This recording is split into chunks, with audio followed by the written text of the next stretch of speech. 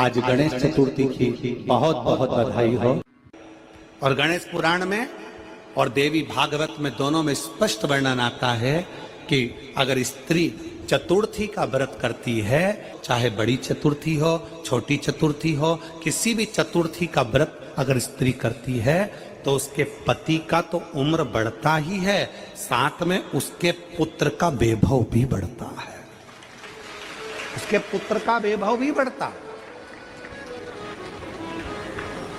उसकी संतान का सुख भी बढ़ता है। गणेश जी महाराज ने कहा, देवता स्वीकार करे चाहे नहीं करे, मेरे भगवान शंकर और मैं मंदार के पुष्प को और शमी के पत्र को स्वीकार करेंगे। जो मनुष्य शमी के पत्र से हम दोनों की आराधना करेगा, मेरे पिता शिव जी की और मेरी आराधना करेगा, भूलवश भी शमी के वृक्ष का दर्शन जिस दिन व्यक्ति को मनुष्य देह में हो जाएगा, शमी के वृक्ष का यदि वो दर्शन भी कर लेगा, उस दिन 12 ज्योतिर्लिंग के दर्शन का पुण्य फल प्राप्त हो।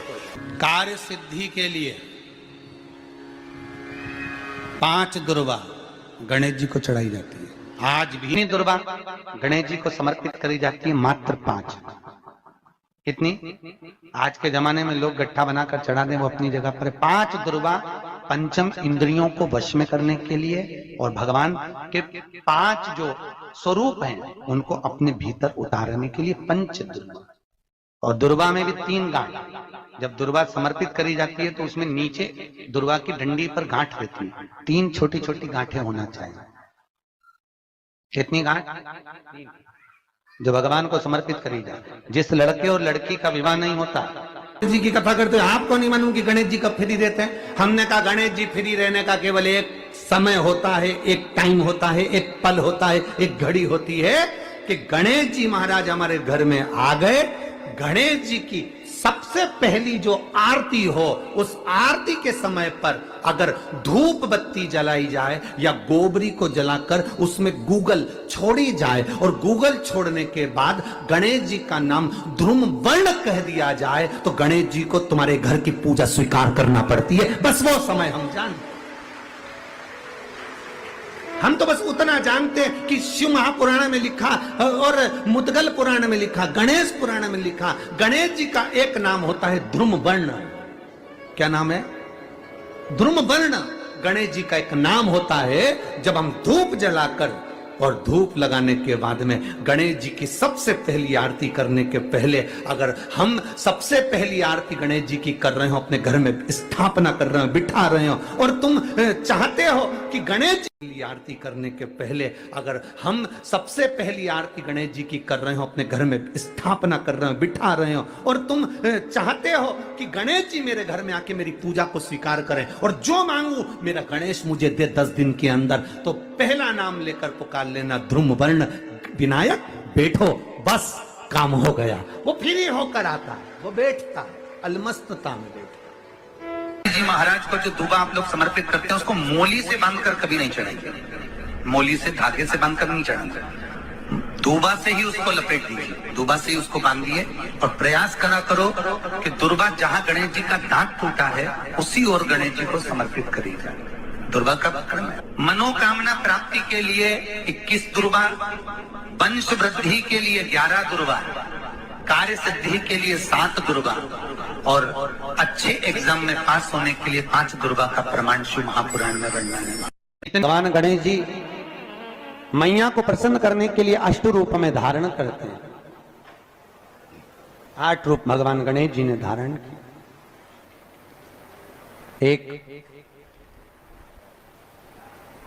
मयूरेश्वर गणेश, दूसरा सिद्धि विनायक, तीसरा बल्लालेश्वर, फिर वरद विनायक, फिर चिंतामणि, फिर गिरजात्मज, फिर भगवान गणेश विघ्नेश्वर अष्ट विनायक, फिर महागणपति। ऐसे गणेश जी के 8 नाम हुए। उस समय तिजोरी के अंदर जो गणेश की प्रतिमा रखी जाती है, किस नाम से रखी जाती है? तो तिजोरी में हम जो गणेश की प्रतिमा रखते हैं वो वरद विनायक के नाम से रखते हैं। कौन सा गणेश? वरद। वरद विनायक के नाम से तिजोरी में गणेश रखते हैं। मेरा भोलेनाथ आपको ना कभी दासी बनाना चाहता है मेरा भोलेनाथ, ना आपको कभी नौकर बनाना चाहता है मेरा भोलेनाथ, ना कभी आपको सेविका बनाना चाहता है मेरा भोलेनाथ। तो आपका हाथ पकड़कर इस संसार सागर से, भव सागर से उन्नति की ओर आगे बढ़ाना चाहता है। वो आपको डूबने नहीं देगा, वो आपको नष्ट नहीं होने देगा, वो आपको तकलीफ में नहीं आने देगा, वो आपको कष्ट की ओर नहीं जाने देगा। वो शिव तत्व है, वो शंकर, वो खड़ी पिताना मेरा वो शिव तत्व है। सुयशा, मैं तुम्हें दासी नहीं बना सकता, मैं तुम्हें सेविका नहीं बना सकता। तो सुयशा ने कहा फिर कोई सेवा मुझे दे दीजिए। शिव जी ने कहा सुयशा तुम नंदी से विवाह कर लो, और नंदी से विवाह कर कर तुम नंदी की धर्म पत्नी बन जाओगी। और नंदी की अगर धर्म पत्नी तुम बन गई तो जिस जगह पर नंदी मेरे मंदिर के बाहर बैठा रहेगा,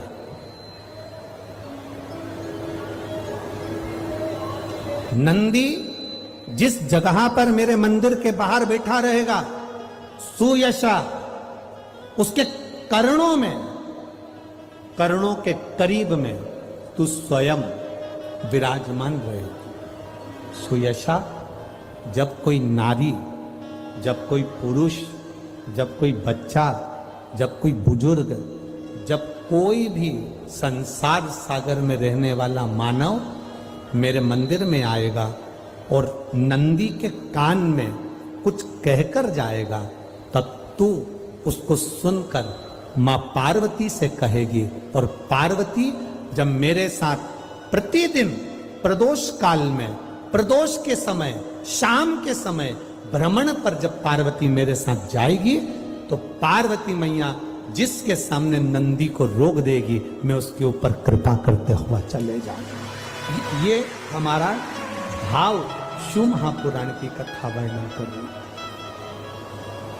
ये हमारा भाव भगवान देवादिदेव महादेव का चरित्र वर्णन कर रहा है, ये शिव तत्व वर्णन कर रहा है।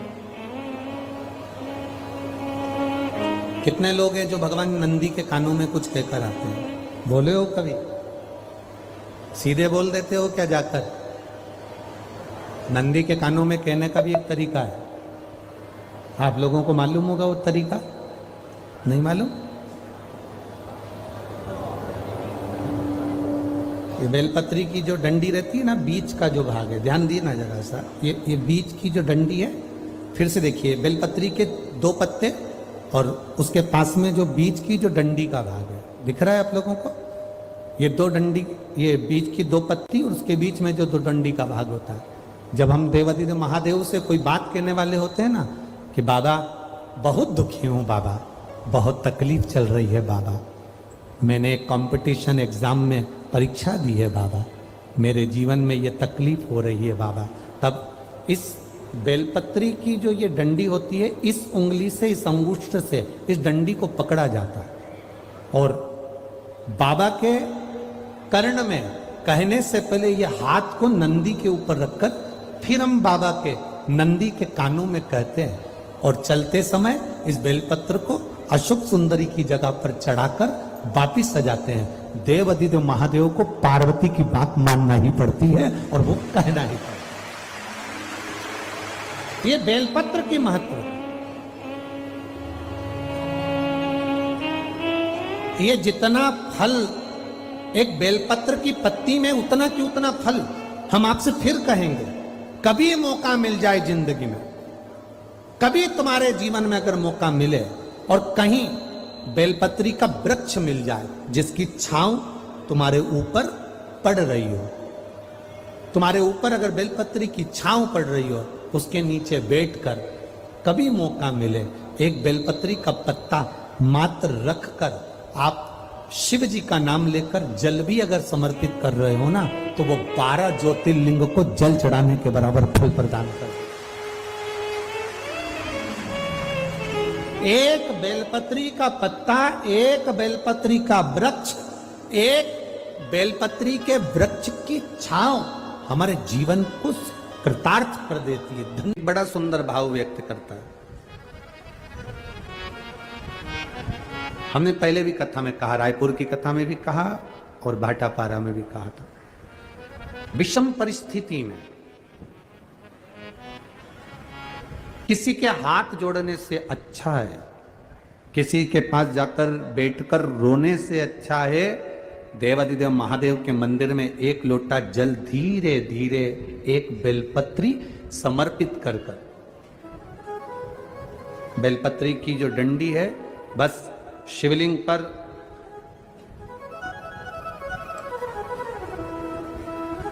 ये शिवलिंग, ये जलाधारी, ये माता पार्वती जी का हस्तकमल शिवलिंग, ये बेलपत्री, ये दंडी का जो मुख है वो अशुक सुंदरी की ओर समर्पित कर कर एक लोटा जल धीरे धीरे बिल्कुल धीरे धार में अपने हृदय की बात बाबा से दिल से कहते हुए, बाबा बहुत दुखी हूं, बहुत कष्टमय जीवन है, बाबा बहुत तकलीफ में जीवन चल रहा है और तू ना संभालेगा तो संभालेगा कौन? तुमेव माता च पिता तुमेव बंधु च सखा, सब कुछ तो तुमको मान लिया। जब से शिव महापुराण की कथा सुन रही हूं तब से मैंने किसी को नहीं, केवल आपको पिता माना है, आपको भाई माना है, आपको सखा माना है, आपको अपना माना, आपको दादा माना, आपको मैंने नाना माना। आप ही तो हैं जो संभाल सकते हैं।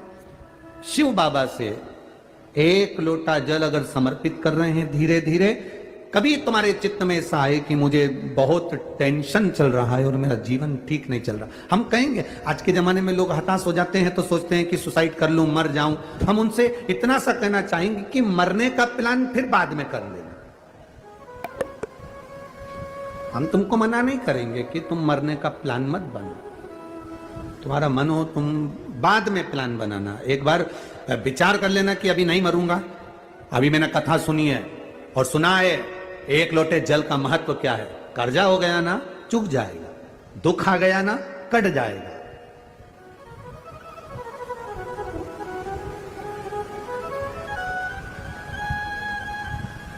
कर्जा भी हो गया तो कटेगा, मिटेगा। मरना उसका कोई एक प्लान नहीं है कि कर्जा तुम मर जाओगे तो कर्जा तुम्हारा चुक जाएगा। ना ना ना ना, कर्जा हो गया ना चुकाएगा बाबा। तुम्हारा विश्वास दृढ़ रखो, अपने भजन के बल को बढ़ाओ, शिव मंदिर में जाने का समय का आनंद पाओ, शंकर जी पे एक लोटा जल चढ़ाओ तो दिल से चढ़ाओ, राम नाम कृष्ण नाम शिव नाम जो जप रहे हो उसको दिल से जपो, भगवान की भक्ति दिल से करो। आया हुआ समय, आया हुआ दुख कटेगा, थोड़ा समय लगेगा, धीरे धीरे धीरे धीरे वो कट जाएगा। वो बर्तन होता है ना बहुत काला हो जाता है तो उसको माताएं रगड़ती है, वो साफ नहीं होता तो फिर क्या करते हैं उस बर्तन को? अगर बर्तन साफ नहीं हो ना तो फिर उसको क्या करते हैं? उसमें छाछ भर देती है, दही भर देती है, नींबू लगाकर छोड़ देती है, खट्टी चीज से वो साफ हो जाएगा। तो थोड़ा अगर समय लग रहा है और लगे कि तुमको कि ये ठीक नहीं हो रहा तो समझ लेना कि भगवान ने भी कोई छाछ भर दी होगी, भगवान सुन क्यों नहीं रहा, भगवान ने भी कोई दही भर दिया होगा, ये समर क्यों नहीं रहा, ये ठीक समय आ क्यों नहीं रहा। आएगा, थोड़ा बाबा पर भरोसा रखो, विश्वास रखो, सारी समस्या का हल एक लोटा आप बाबा को समर्पित करो। बोल बम का नारा है, बाबा एक। और पानी बहुत तेज आ रहा था, संत की कुटिया में आ गए। संत की कुटिया में जैसी चोर आए, आते सी चोर ने संत की कुटिया में आते सी संत ने पूछ लिया, कौन हो तुम, कौन हो? चोर ने कहा मैं चोर हूं, मेरे पास चोरी का सामान है। संत ने कहा चलो बाहर निकलो, हमारे आश्रम में रहोगे, चोरी कर कर आ रहे हो, चोरी का सामान लेकर आ रहे हो, चलो निकलो यहां से बाहर। और संत ने उसको धक्का देकर बाहर निकाला।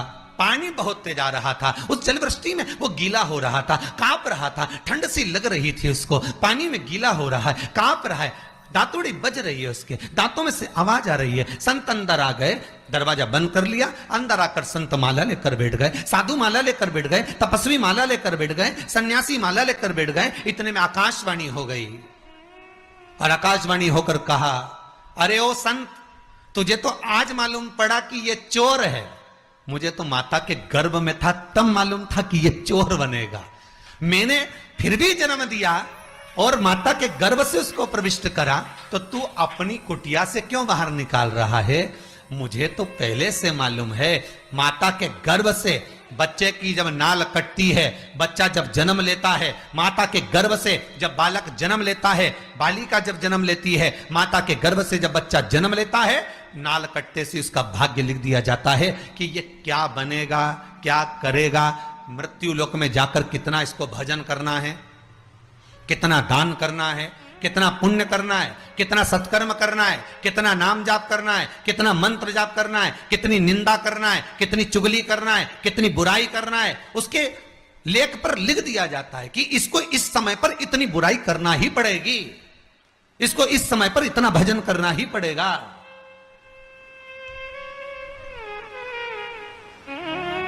और जब उसके भाग्य में लिख दिया गया,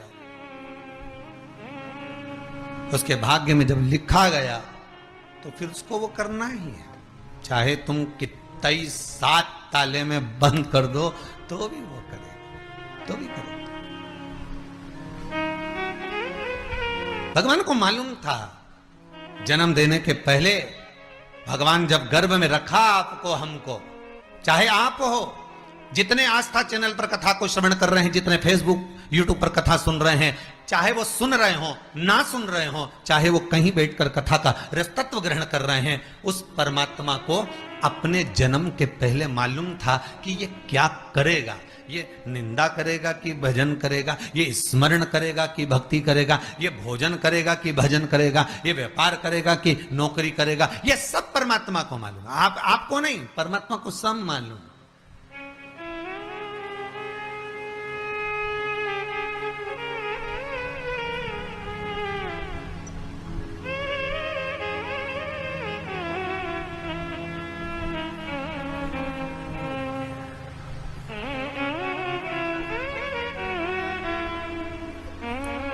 यशोदा जी की गोद में भगवान कृष्ण को जब देखा गया, यशोदा जी की गोद में जब लाला को देखा गया, महाकाल राजा ने, मेरे भगवान भूत अधिपति भूतेश्वर मेरे शिव ने कहा कि इसके मस्तक पर काल मंडरा रहा है, इसके मस्तक पर काल मंडरा रहा है, ये कह दिया।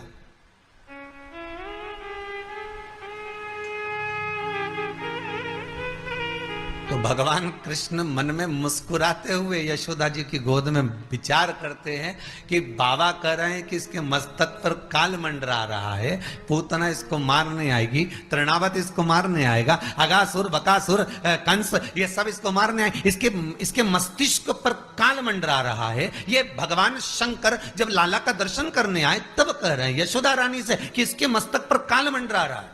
और भगवान मन में विचार कर रहे हैं, भगवान कृष्ण मन में विचार कर रहे हैं माता यशोदा की गोद में कि जब स्वयं महाकाली पहले आ गया तो फिर ये काल क्या करेगा, फिर ये काल करेगा क्या? अकाल मृत्यु वो मरे जो काम करे चंडाल का, काल उसका क्या बिगाड़े जो भक्त हो महाकाल का। फिर काल उसका क्या बिगाड़ सकता?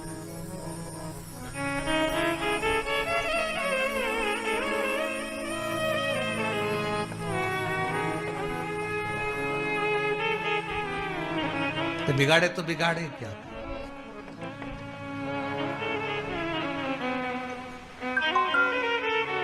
क्योंकि इसकी चित्तवृत्ति में शिव, भगवान को मालूम है आप कितना भजन करेंगे, भगवान को मालूम है आप कितना स्मरण करेंगे, भगवान को मालूम है आप कितना मंत्र जाप जपेंगे, भगवान को मालूम है आप कितना नाम जाप जपेंगे, भगवान को मालूम है आप कितना कीर्तन करेंगे, भगवान को मालूम है आप कितना स्मरण करेंगे, भगवान को एक एक चीज का स्मरण है कि आपकी भक्ति कैसे होगी, आपका स्मरण कैसे होगा, आपका मंत्र जाप कैसे होगा, आपका नाम जाप कैसे होगा, आप कितना कीर्तन करेंगे, कितना मंत्र जाप करेंगे, कितना नाम जाप में डूबेंगे, ये परमात्मा को, ये शिव को मालूम है।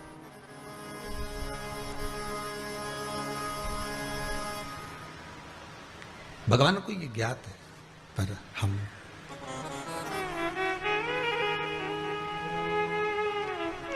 कितना सुंदर गीता जी में कहा है भगवान ने, कितना सुंदर भगवान गीता जी के भीतर कह रहे हैं, कितना सुंदर वर्णन कर रहे हैं कि आप कर्म करिए, फल की इच्छा न रखिए।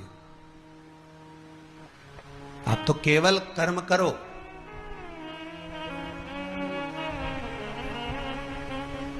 और जितना कर सकते हो करे जाओ।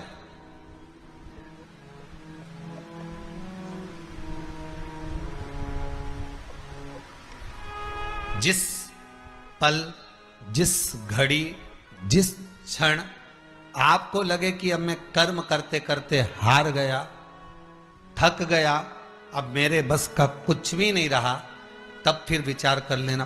पर कर्म से पीछे मत हटना। कर्म तो करना पड़ेगा। पूर्व के कर्म को काटने के लिए मृत्यु लोक में आकर हमें कर्म करना ही है। केवल एक बार ओम नमः शिवाय बोलने पर कोई शंकर के चढ़े हुए जल को भी अपने ऊपर छींट लेता है तो उसका रोग समाप्त हो जाता है। दूसरी बार, 2 बार नमः शिवाय बोलकर जो शंकर के जल को अपने ऊपर छींट लेता है उसकी जिंदगी सुधरना प्रारंभ हो जाती है। 3 बार ओम नमः शिवाय बोलकर जो शंकर के चढ़े हुए जल को अपने ऊपर छींट लेता है वो भव सागर से मुक्त हो जाता है।